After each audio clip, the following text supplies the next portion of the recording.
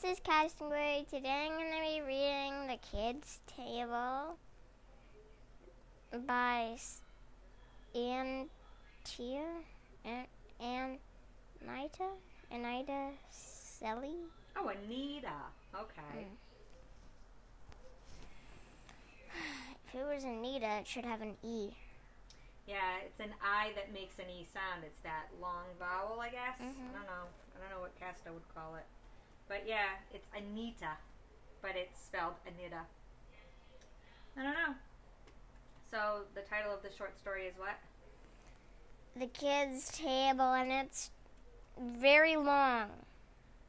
So Casta already called you out for your whining in the last video, so you don't want to be whining this time. No, she didn't. Yes, she did. I can show you her comment. She said stop whining, and I agree with her.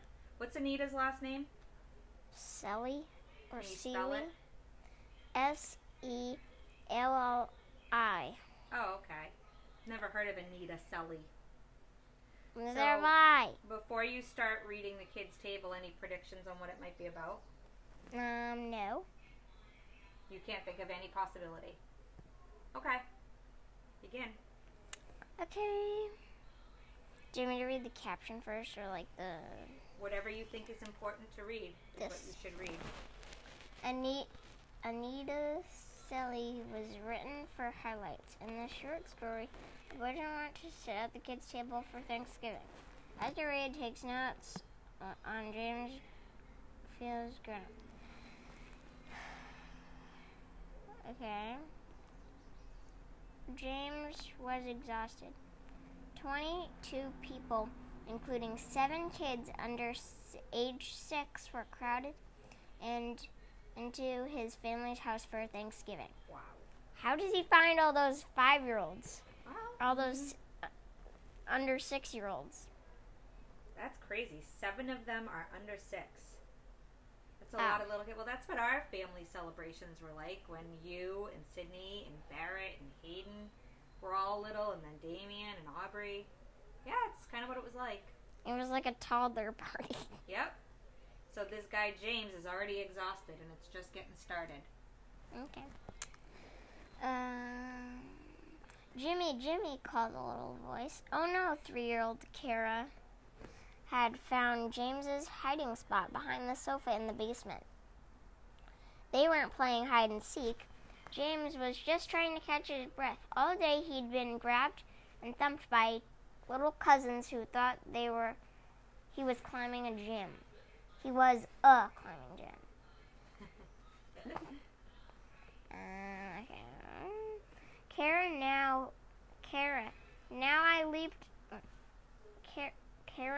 now leaped onto James. He stood up and shifted Kara.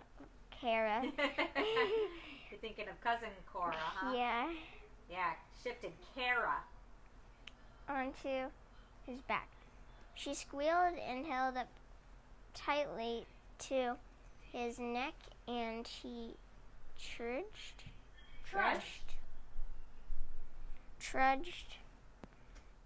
up the steps with her. James' grandmother and aunt and 2 uncles were getting dinner ready.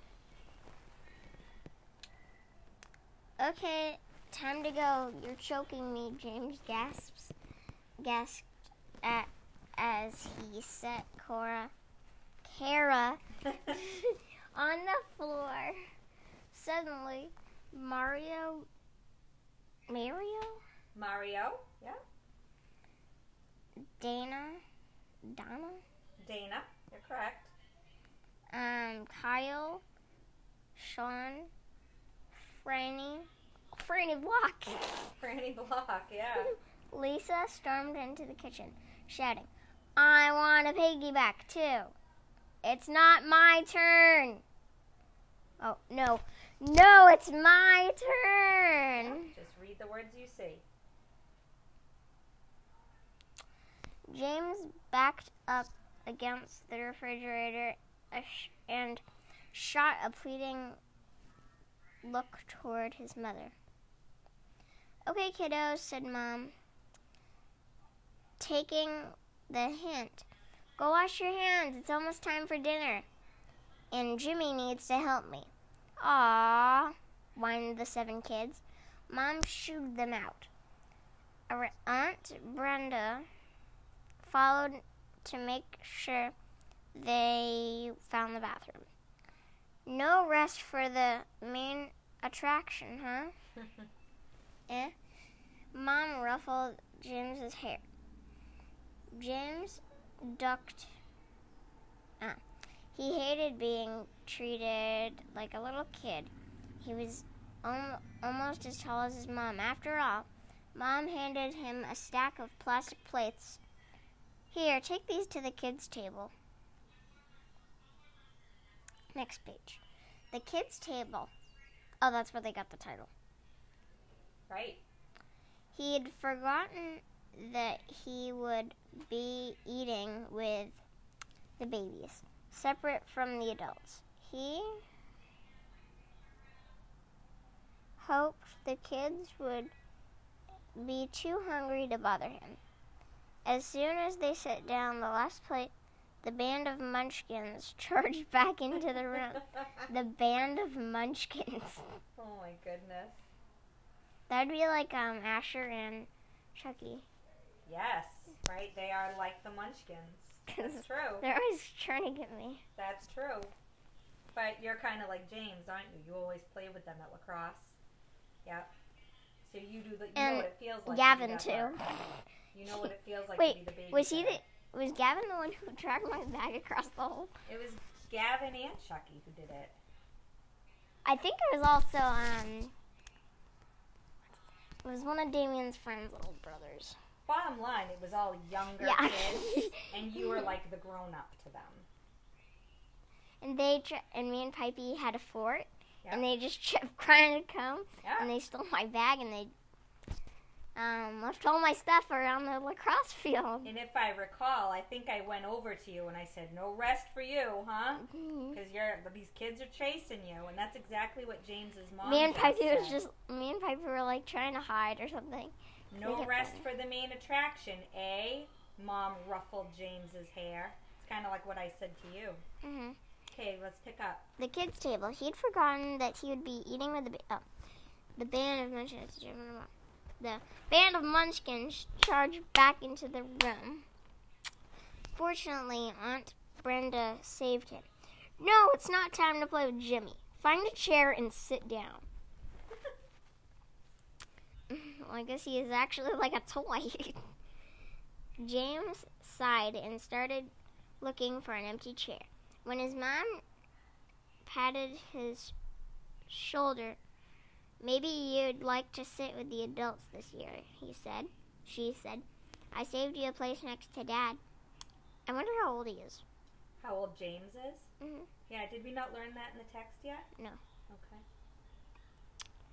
Okay. It was Thanksgiving, but to James it suddenly felt like his birthday. The adults' table, no squealing, no soda spilled on his lap. Wait, the little kids have soda? That's not... Oh, maybe it was his soda and they put it on him. I don't know. But they shouldn't have put that in, or they should have said water spilled, because little kids under age 6 should not have soda. 6? I think under like 13. No. All right. Well, maybe it's a special occasion. Yeah, like... I mean, they did say that this is Thanksgiving dinner. Yeah. Well, it shouldn't be like Coke or something. I would think more like Sprite or like caffeinated apple juice. All right. So it looks like, though, this kid has a nice opportunity to sit with the adults. Right. Okay. Okay. No soda spilled on his lap. No grubby fingers stealing his cornbread. Oh, I love cornbread. James sat next to his father, too happy to speak. As the adults passed around the steaming dishes, James looked over at all the little kids. They were unusually quiet, just picking at their food. The conversation around James entered on electric bills, how to repair a roof, and what to do when with leftovers. He took a piece of turkey and peeked back at the kids' table just in time to see Sean steal Kara's juice. Hey! She grabbed it back. I don't have anything to drink, Sean wailed. Oh, well, if they said juice, then it wouldn't be their soda. Okay. So I guess it was his soda. Okay. I don't have... Oh, that's not enough juice, Aunt Brenda said, scolded. Now, hold on a second. What did Aunt Brenda say? Oh, that's enough. Sorry. That's enough juice, Aunt Brenda scolded. Yeah, what does it mean to scold? To, like, get people in trouble, I guess. To get yelled at. Yeah, I remember, like, we did, like, a study on, like, hard words or something. Yeah. This year, and she told me what scolding means. Okay. So, eat your turkey. I wish they would have said who said that. Maybe it's Aunt Brenda, but... Yeah, that's kind of interesting. How is a reader to know who said the words eat your turkey? Well, they'd kind of think of the characters and see which one would most likely do that. I bet it was Aunt Brenda because not many kids say, oh, eat your turkey. I'm going to guess it's Aunt Or Brenda. kids under 6. I think you're right. I don't think the other kids would yell. Well, like, I would turkey. say to Damien, like, eat your chicken or, like, eat right. whatever that, but... Yeah. But you're right. It is unclear to the reader who is speaking because eat your turkey does not have a speaker's name beside it.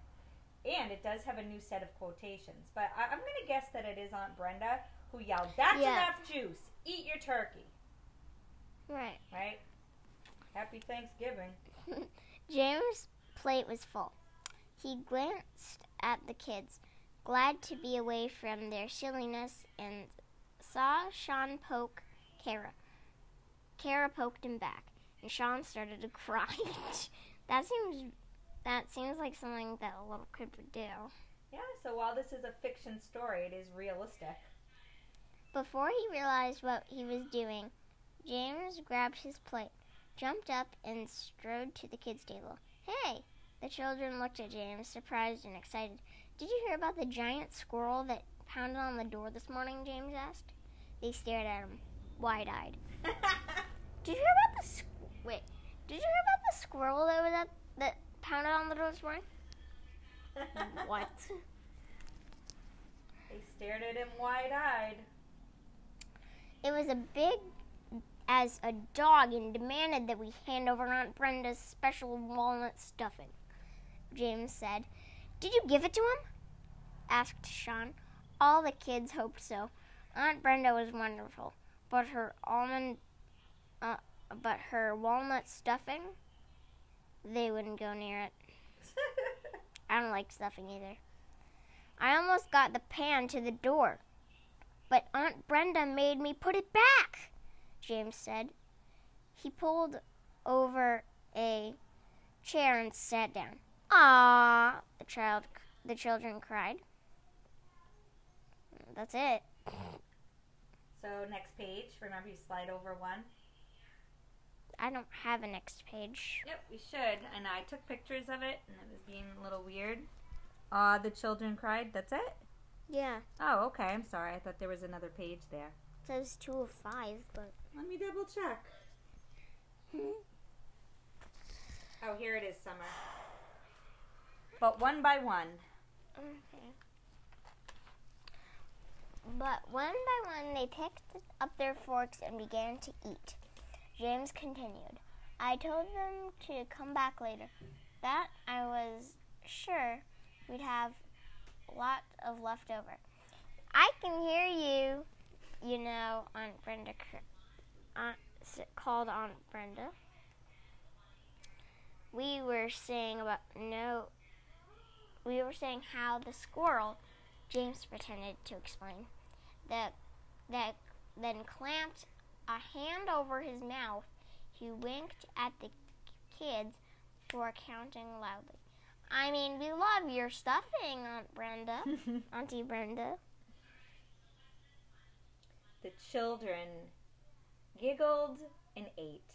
Yeah, that's what I said. Some of them even tried the walnut stuffing. A few of them discovered that they liked it. James wasn't sure how he'd ended up back at the kids' table. He just felt needed somehow. Mom walked by and ruffled his hair. This time, it made him feel grown up.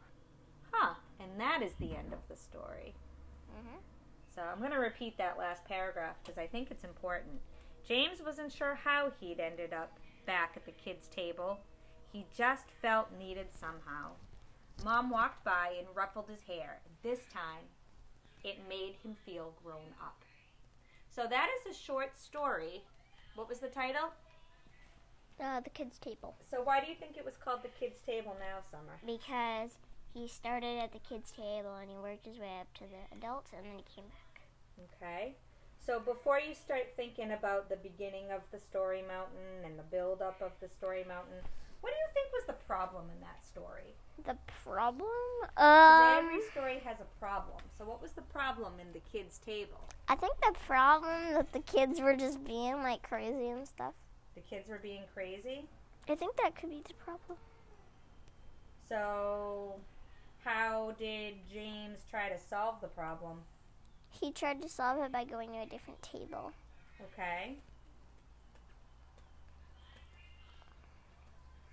So, do you think that James went to a different table because the kids were being crazy? I'm going to knock this over. Oh. Okay, I'm going to ask you to move your legs because you're going to knock this over. Do you think James wanted to leave the table? Yeah. At the beginning he did, yeah. Move your legs. I'm not going to ask you again. I did move them. Well, you're going to knock this over, and then we're going to have problems. What was his problem before they even sat at the table? The kids. Talk about that. The kids were being annoying. They kept chasing him, and they tried to jump on him. But that's basically Ryan and Ben and Aubrey when we go to Seleno's house. Right. It's true. As you were reading, I was thinking about a certain cousin of yours. Who was the James in your life? Ethan? How is Ethan James? Because he's older and he doesn't really want to sit with us. Yeah. But he usually does, though. Yeah. Right? And then he goes to, like, the adult spot for a while and then he comes back. Right. So and everyone's always trying to jump on him, really. And they want to play with him, so. Absolutely.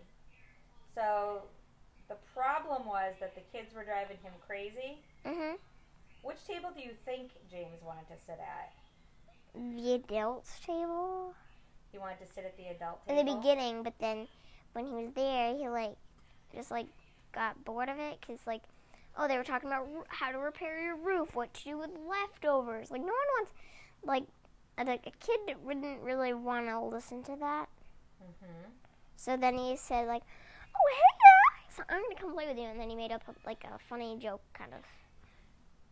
Yes. So, do you remember, what was happening in the story when James decided, right now at this moment, I have to go back to the table? What was the motivation for him to go back to the kids' table? Do you remember? Oh, yeah, the kids were misbehaving. Yeah, so we could find specific examples if we looked in the story. But do you remember, specifically what they were doing to misbehave? Yeah. What? They were jumping on him. Well, that was in the beginning, but they were stabbing each other. Yep, they were knocking over drinks. Someone was about to cry. Yeah, someone cried because, I'm Kara. I poked Sean. I'm Kara. Poked Sean, and then Sean, pokes her back, and then Kara, cries.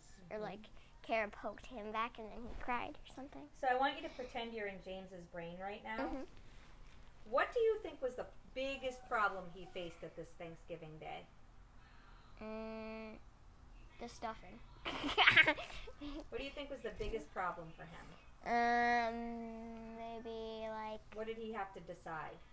if he was going to go to the kids' table or the adults. That's right. And so what does he choose? The kids.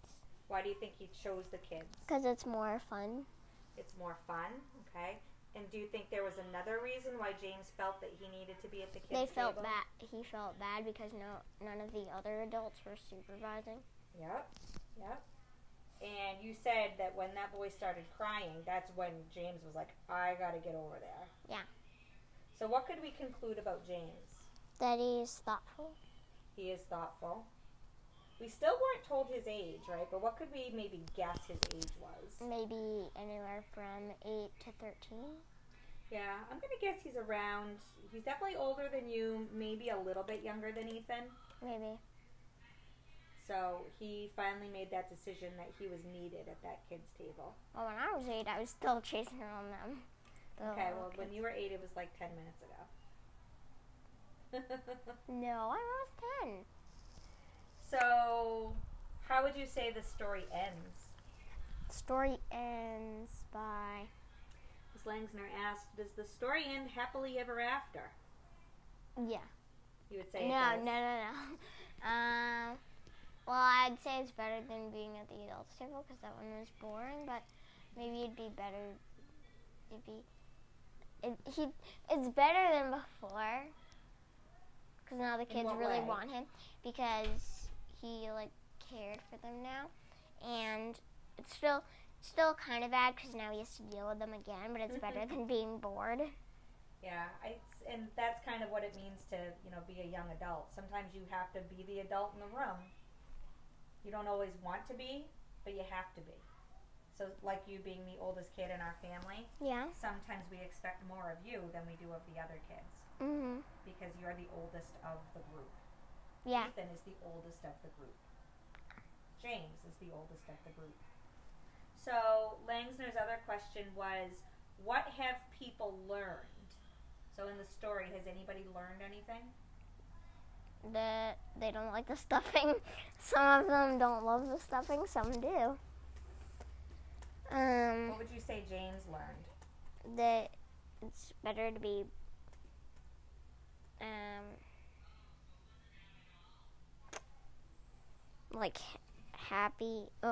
happy and a little bit aggravated rather than sad and bored. Because he was sad and kind of bored at the adults table. Okay. There's no one to play with. And then he was happy and he was kind of a little aggravated. Okay. Well, so far I've heard you say one thing James learned is that sometimes being with kids is more fun than being with adults. Yeah. Okay, and then what aggravation did he learn? It was just kids spilled his soda. They poked each other. One cried. And yeah, they were just trying to climb on him. So he learns to put up with the annoying kids? Yeah. Because why? Because he likes to be able to have fun.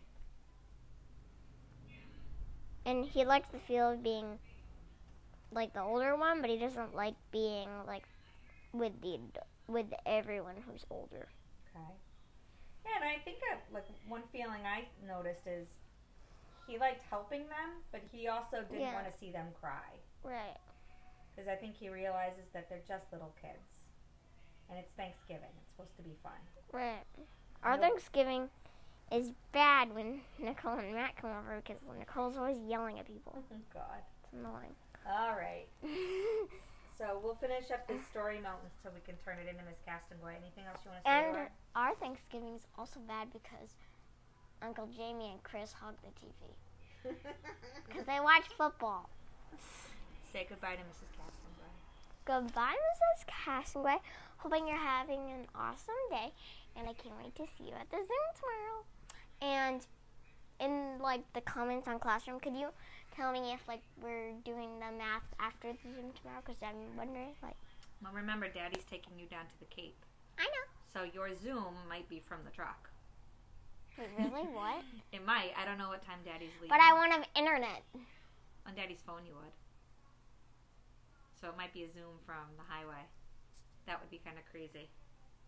All right, we'll say. Say goodbye. Bye, Mrs. Castanboy. Love you.